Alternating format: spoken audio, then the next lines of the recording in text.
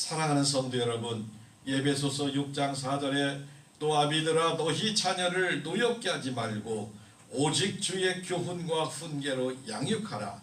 잠언 22장 6절에 마땅히 행할 길을 아이에게 가르치라. 그리하면 늙어서도 그것을 떠나지 아니하리라 말씀하십니다. 5월은 가정의 달입니다. 오늘은 어버이 주일로 지킵니다.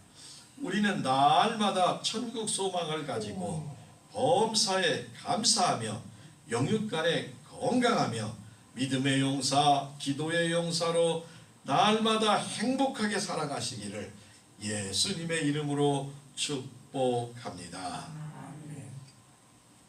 한 가정에 할아버지와 아들과 4살 된 손녀가 시골집 거실에 앉아 있었습니다. 그때 우연히 까마귀 한 마리가 바로 거실 창밖에 날아와 앉았습니다. 할아버지가 아들에게 묻습니다. 아들, 저게 뭐야? 아들이 대답합니다. 까마귀예요, 아버지. 이렇게 대답합니다. 그래? 그런데 조금 후에 할아버지가 또 묻습니다. 저게 뭐야? 아들이 다시 까마귀라니까요. 이렇게 이제 이야기를 합니다. 조금 후에 또 물었습니다. 3번째입니다. 저게 뭐야? 아들이 조금 짜증이 났어요. 글쎄, 까마귀라고요. 아들의 음성에 아버지가 느낄 만큼 분명히 짜증이 섞여 있었습니다. 그런데 시간이 좀 얼마 지나서 아버지가 다시 묻습니다. 4번째입니다. 저게 뭐야? 아들이 그만 화가 버럭 나고 말았습니다. 그리고 큰 소리로 말합니다. 까마귀! 까마귀라고요! 아니, 이것도 이해가 안 되십니까? 또 잊어버리십니까? 라고 언성이 높아지는 겁니다. 그때 아버지는 웃으시면서 아무 말도 않고 일어나서 방에 들어가서 무엇을 뒤적뒤적 찾아보더만 노트 한 권을 갖고 오는 거예요. 그리고 노트를 펴서 아들에게 이 부분을 한번 읽어보라고 말을 합니다. 아들이 아버지의 말대로 조용히 읽었습니다. 그곳에는 아들이 4살 되었을 때 이야기가 적혀 있었습니다. 오늘은 까마귀 한 마리가 창가에 달려와 앉았다.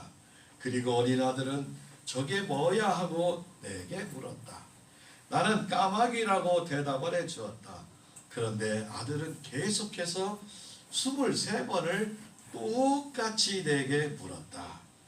그런데 나는 사랑하는 아들을 꼭 안아주며 끝까지 다정하게 대답을 해주었다. 까마귀라고. 아들을 사랑하는 대답이 나는 행복했다. 다시 아들이 또 묻는다 해도 나는 까마귀라고 사랑하는 마음으로 대답할 것이다. 이처럼 부모는 자식이 생명의 연장으로 생각을 합니다. 그래서 자식이 잘 되면 자기가 잘 되는 것보다 더 기뻐합니다. 자식이 성공을 좋아합니다. 이웃에게 자랑하고 싶어서 못 견딥니다. 이것이 자식을 낳은 부모의 보람이기 때문입니다. 부모의 사랑은 마음에서 우러나는 사랑입니다. 사랑하는 성도 여러분, 우리는 하나님을 아버지라고 부릅니다. 우리는 아버지께서 은혜와 사랑을 자녀 자손에게 잘 물려주어야 합니다. 특별히 신앙의 유산을 풍성하게 물려주어야 합니다. 이것이 우리가 인생에 성공하는 열매가 되기 때문입니다. 오늘 말씀은 우리 예수님의 3가지의 질문은 이란 제목입니다. 좋은 질문은 좋은 정답을 낳는다는 말이 있습니다. 유대인의 교육 방법 중에 좋은 질문을 권장하라고 말합니다. 자녀에게 학교 가서 무엇을 배웠느냐 묻기보다는 너는 오늘 어떤 질문을 했느냐 묻는 것이 자녀와 자손에게 더 유익하기 때문입니다. 왜냐하면 좋은 질문은 위대한 결과를 만들고, 오늘 본문 성경은 우리 예수님께서 3가지를 질문하셨습니다. 말씀을 살펴서 은혜와 감사가 넘치고 우리도 결단하고 다짐하는 귀하고 복된 시간이 모두 되시기를 예수님의 이름으로 축복합니다. 우리 예수님의 세 가지 질문은 첫째로 따라합니다. 예수님이 누구신지 물으셨습니다. 그렇습니다. 우리 예수님은 내가 누구냐 이렇게 물어보시는 거예요. 오늘 마태복음 16장 13절에서 15절에 예수께서 빌립보 가이사랴 지방에 이르러 제자들에게 물어 이르되 사람들이 인자를 누구라 하느냐 이르되 더러는 세례 요한 더러는 엘리야 어떤 이는 예레미야나 선지자 중에 하나라 하나이다. 이르시되 너희는 나를 누구라 하느냐 말씀하십니다. 사랑하는 성도 여러분, 우리 예수님은 다시 너희는 나를 누구라 하느냐 제자들에게 질문하십니다. 이 질문은 우리 모든 사람의 영생의 문제가 걸린 문제입니다. 성도 여러분은 예수님을 누구라고 생각하십니까? 제자들은 세례 요한 엘리야 예레미야 선지자 하나라이다 하는데 예수님 보시기에는 부족한 대답입니다. 그때 베드로가 마태복음 16장 16절에 시몬 베드로가 대답하여 이르되 주는 그리스도시요 살아계신 하나님의 아들이시니이다. 아멘. 예수님의 마음을 막 시원하게 대답을 하는 거예요. 시원하게 아멘 하시기 바랍니다. 안 시원해요. 그동안 아멘 하시기 바랍니다. 아이 군산에 짜장면 하나씩 오라고 해야 하는데 아멘 좀 하라. 베드로의 고백처럼 우리도 나의 하나님 나의 구세주로 대답할 수 있어야 합니다. 그러자 우리 예수님은 마태복음 16장 17절에 바요나 시몬아 내가 복이 있도다 이를 내가 알게 하시는 이는 혈육이요 하늘에 계신 내 아버지시니라. 감동하시고 크게 칭찬을 하십니다.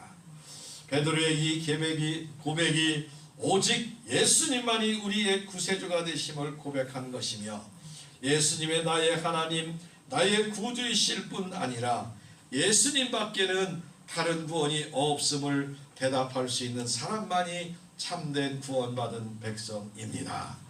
우리 모두 이 베드로의 고백처럼 믿음의 고백을 하시는 복된 성도 모두 되시기를 예수님의 이름으로 축복하고 축복합니다. 두 번째로 우리 예수님의 세 가지 질문은 따라합니다. 예수님은 너는 나를 사랑하느냐 물으셨습니다. 우리 예수님은 두 번째로 너는 나를 사랑하니? 너는 나를 사랑하니? 여러분 전화만 한번 물어보세요.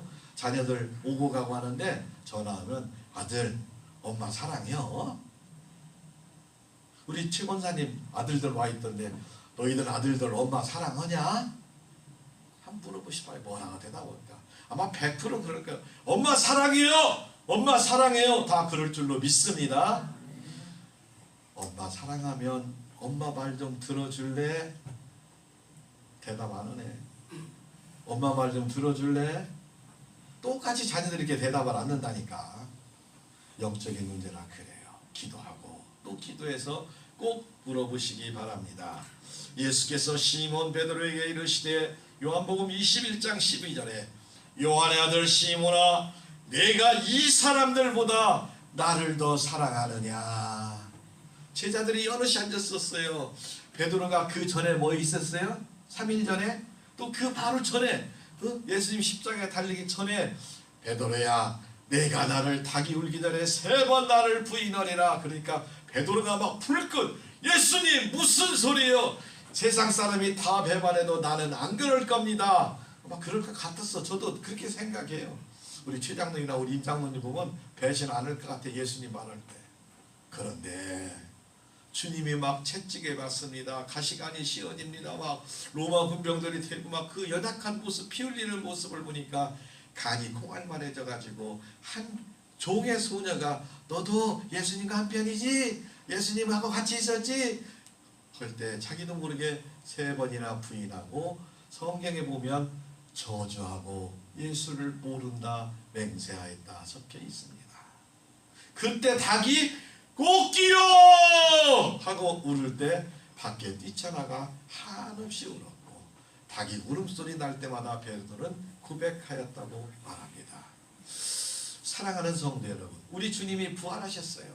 갈릴리 바다에 고기 잡아갖고 나오는 베드로를 놓고 주님이 첫 번째 물으시는 거예요.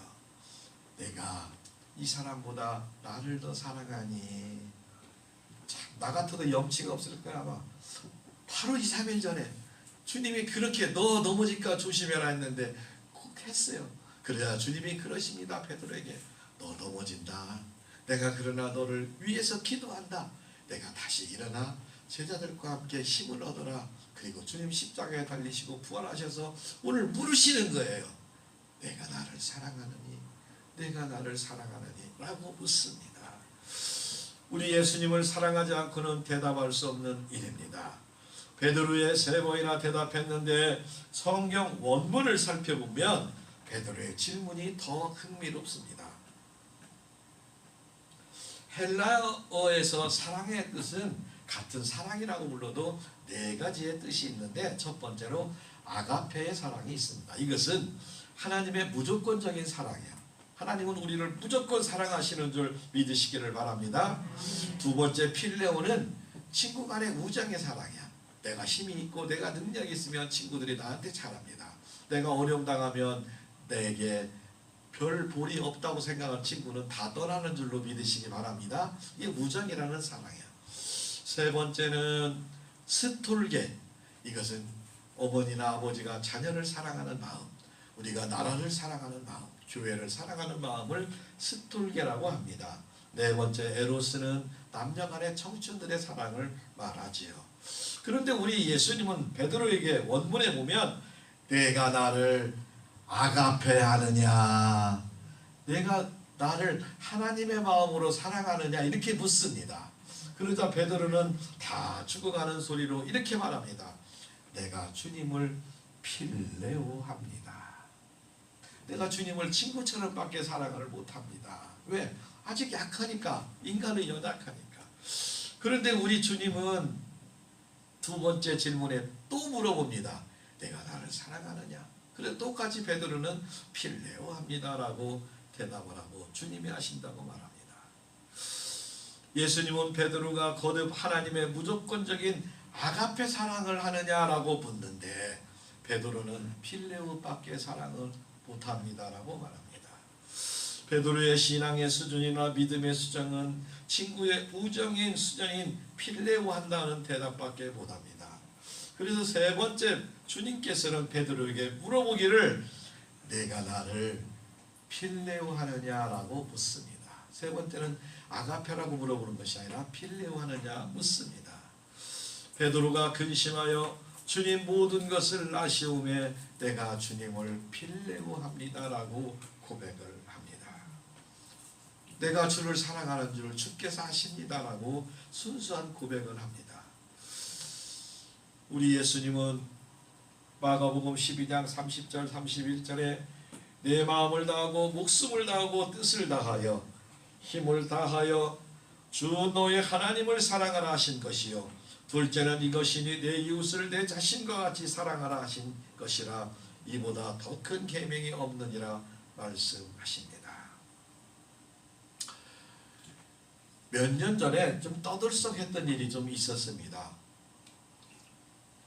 2006년도에 한 사람이 아버지를 지게에다 태우고 그때는 금강산 관광이 됐을 때예요. 금강산 관광을 헌 사건이 일어났어요. 아버지가 92세가 되셨는데 2년 전에 어머니가 돌아가시자 아버지가 머리가 그래도 거뭇거뭇한 머리가 몇 개나 있었는데 한순간에 다 백발로 변하고 힘이 없으신 거예요. 그래서 이 효자 아들이 아버지를 돌아가시기 전에 금강산 구경 한번 시켜갔는데 멀리서 보는 것이 아니라 내가 아버지와 함께 가리라 하고 그냥 결단을 하고 갔어요. 그래서 동대문 시장에 가서 알리문 지게를 사다가 팔걸이 안전벨트 발받침을 만들었습니다. 그리고 아버지를 이렇게 지게에 앉혀서 메고 하는 훈련을 하고 금강산을 갔습니다. 첫날 아버지를 지게를 태우고 2시간 산을 올라가는데 아버지는 아들 힘드는 거 생각해서 그만 내려가자고 합니다. 또 때마침 비가 와서 그냥 1시간에 거쳐서 정신없이 내려왔습니다. 다음날 다시 금강산에 또 아버지를 메고 올라갑니다. 함께한 일행은 물론이고 북한의 안내원들과 북한 정부 기관 요원까지 박수를 치며 그를 인도하여 주었다고 합니다.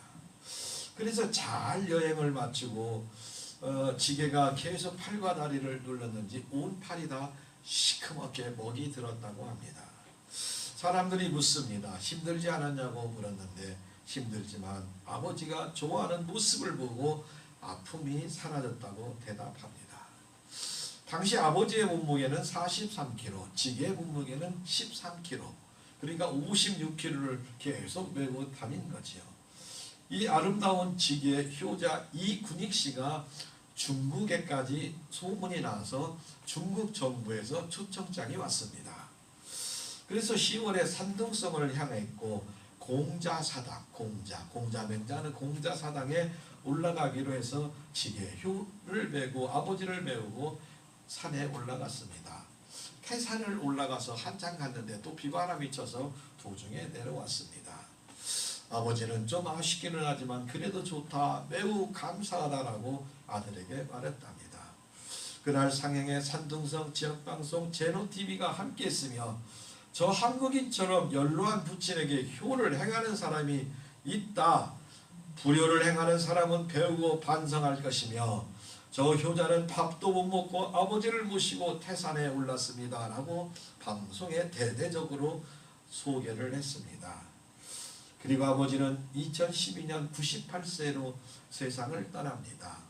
이군익 씨는 아버지의 머리가 검은색으로 돌아와서 참으로 뿌듯했다라고 말하며 한 가정의 효가 행하면 옆집 옆나라로 퍼져간다고 말을 전합니다.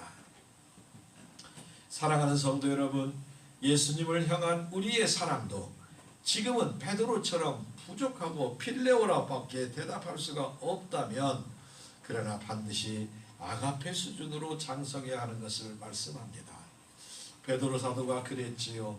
얼마 후에 성령 충만함을 받고 베드로 사도가 되어 나중에 십자가를 거꾸로 지고 예수님의 뒤를 따라가는 사도가 되었습니다.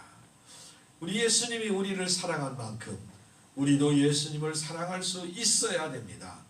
우리는 부족하고 연약합니다. 그래서 베드로 사도의 고백처럼 우리가 예수님을 사랑하는 것을 주님께서 아시나이다라고 고백할 수밖에 없습니다. 예수님께서 우리를 사랑하심을 감사하며 말씀과 기도로 성령 충만하여 맡기신 사명을 잘 감당하시기를, 그리고 이 땅에 사는 동안 행복하게 살아가시기를 예수님의 이름으로 축복하고 축복합니다. 우리 예수님의 세 가지의 질문, 세 번째는 따라합니다. 예수님은 너는 얼마나 감사하느냐. 예수님은 묻습니다. 너는 얼마나 나에게 감사하느냐라고 묻습니다. 누가복음 17장 17절에 예수께서 대답하여 이르시되 10사람이 다 깨끗함을 받지 아니하였느냐, 그 9은 어디에 있느냐 말씀합니다. 사랑하는 성도 여러분, 예수님은 10명의 한센병자를 깨끗하게 고쳐주셨습니다. 그런데 감사하러 온 사람은 그 중에 사마리아 사람 한 사람뿐이었습니다. 그때 우리 예수님은 섭섭해하면서 고침을 받은 나머지 9은 어디에 있느냐라고 물으십니다. 이 본문의 말씀은 사실 우리들의 이야기와 같습니다. 영적으로 살펴보면 우리들도 죄악으로 말미암아 영적인 한센병자와 다름이 없습니다. 그러나 예수님 안에서 우리의 죄를 용서받고 치유받은 우리가 하나님의 자녀가 되며 하늘의 상속과 영광을 누리는 자들입니다. 이 영생의 복음을 믿고 오직 예수님을 받아들여 은혜 받은 우리는 범사에 감사하며 살아야 합니다. 그런데 때로는 감사를 잊어버리고 내가 없는 거에 불평과 불만이 있지 않나 회개를 합니다. 데살로니가전서 5장 16절 18절에 항상 기뻐하라, 쉬지 말고 기도하라, 범사에 감사하라, 이것이 그리스도 예수 안에서 너희를 향하신 하나님의 뜻이니라 말씀합니다. 하나님의 사랑받는 우리는 범사에 감사하며 기쁘고 행복해 살아가는 것이 하나님 아버지의 뜻임을 알고 늘 감사해야 합니다. 10명의 한센병자 중 사마리아인 한 사람이 질병의 치유는 물론 영혼까지 구원을 받았습니다. 한센병 치료를 받은 기쁨과 즐거움으로 예수님을 영접한 것처럼 우리도 하나님 아버지의 뜻대로 살려고 노력하고 힘써야 합니다. 하나님의 택하심을 받는 믿는 우리도 해와 같이 빛나게 살아가는 것이 마땅합니다. 이화여자대학교 박성현 교수는 이렇게 말합니다. 요즘은 머리 좋은 사람이 부모 잘 만난 사람 못 당한다는 말이 자주 들린답니다. 아무리 머리가 좋아도 부모 잘못 만난 사람을 따라갈 수가 없다는 거예요. 아무리 부모를 잘 만난 금수저라도 범사에 잘 풀리고 행복한 하나님이 밀어주시는 하늘 수저를 이길 수 없음을 믿으시기를 바랍니다. 아무리 부모를 잘 만난 것보다 우리는 하나님 아버지를 잘 만난 것을 감사하시기를 바랍니다. 사랑하는 성도 여러분, 우리 다니엘의 세 친구는 그리 아니하실지라도라는 믿음의 신앙을 가지면 우리 주님께 온전히 감사할 수 있습니다. 우리 말씀하신 세 가지 질문은 성도인 우리가 반드시 대답할 인생의 사활에 걸린 질문입니다. 첫 번째로 주님을 구세주로 믿습니까? 아멘 하시기 바랍니다. 둘째로 주님을 얼마나 사랑하십니까? 아멘으로 준비하시기를 바랍니다. 주님 희생을 위해 기뻐하고 즐거워하십니까? 우리 모두 예수님을 우리의 생명의 구주로 믿고 주님만을 사랑하며 우리에게 사랑해 주심을 세 번째 범사에 감사하시기를 바랍니다. 행복하게 천국 소망으로 살아가시기를 바랍니다. 영육간의 건강을 누리시기를 바랍니다. 우리 성도의 신앙생활은 하나님의 말씀대로 뜻대로 하는 것이고 하나님의 말씀에 순종하고 나아가는 귀한 믿음으로 하나님의 영광을 돌리면서 행복하고 기쁨으로 살아가는 굳센 믿음, 아름다운 믿음을 가져야 합니다. 오직 주님이 약속하신 말씀을 바라보고 우리 주님과 동행하며 부족함 없는 행복한 인생을 사시다가 넉넉히 천국에 모두 들어가시는 귀한 인생 되시기를, 천국 가게 닿게 하여 되시기를 예수님의 이름으로 축복합니다.